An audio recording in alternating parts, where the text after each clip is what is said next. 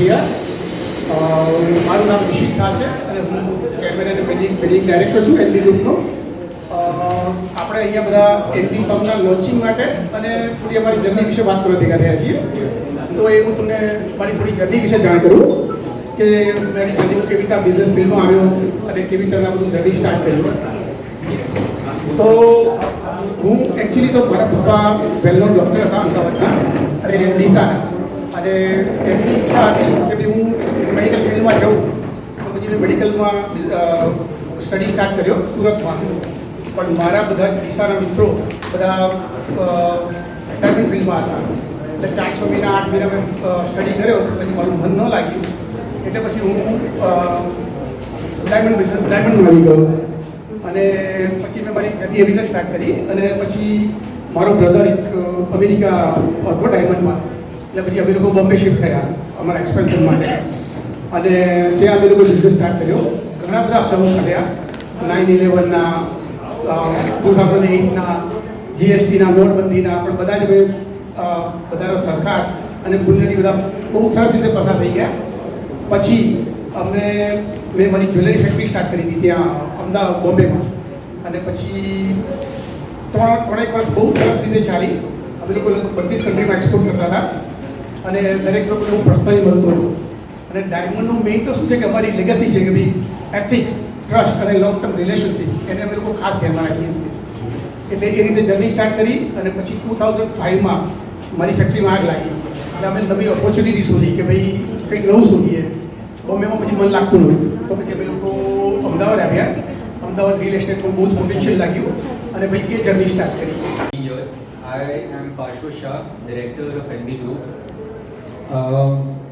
આજે આપણે એક પ્રોજેક્ટ લોન્ચ માટે તો ભેગા થયા છે, પણ એના સિવાય હું તમને એનબી ગ્રુપ આજે કયા ડિરેક્શનમાં જઈ રહ્યું છે અને અમદાવાદનો આવતો દસકો કેવો છે એના વિશે તમને કહેવા માંગુ છું. સો હું Parshva Shah, director of NB group. આજે આપણે અહીંયા ભેગા થઈ રહ્યા છે એનબી પામ, એક અમારો લક્ઝરી પ્રોજેક્ટના ડેવલપમેન્ટ વિશે. એનબી પામ એક 4 અને 5 બેડરૂમ અપાર્ટમેન્ટનો પ્રોજેક્ટ છે જે 4100થી લઈને 5200 સ્ક્વેર ફીટના છે.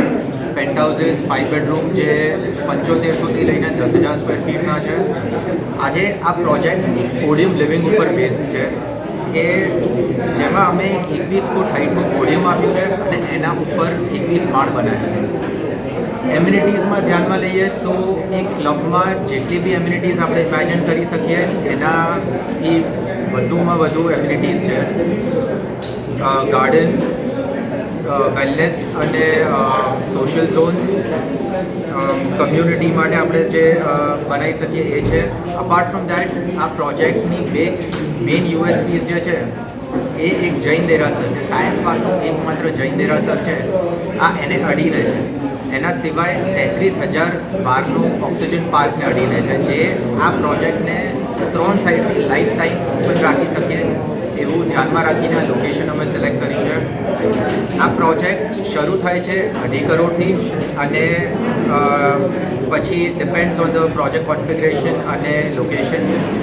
પણ આ પ્રોજેક્ટને સારી રીતે વેચી શકાય, સમજી શકાય એના માટે કરીને અમે એક આખું એક્સપિરિયન્સ સેન્ટર અહીંયા ક્રિએટ કર્યું છે, જેમાં એક physical model, walk through, drone shot views, જે દરેક માળથી કેવો વ્યૂ આવશે એ બી જોઈ શકે અહીંયા ક્લાયન્ટ, અને એક ફર્નિશ્ડ સેમ્પલ હાઉસ પ્રોજેક્ટની બહાર અમે ઊભું કર્યું છે, જેના લીધે કસ્ટમરને કોઈ ક્લેરિટી જે જોઈતી હોય એ બધી અમને મળી શકે કે આજે ઇન્ટરનલ હાઇટ કેટલી મળે છે, સાઇઝીસ શું છે, ફિનિશિસ કેવા આપીએ છે, એ બધી વસ્તુની ક્લેરિટી આજે કસ્ટમરને મળી શકે એ ધ્યાનમાં રાખીને આજે એનબી ગ્રુપનો આ પ્રોજેક્ટ અમે લોન્ચ કરી રહ્યા છે, એનબી ફાર્મ.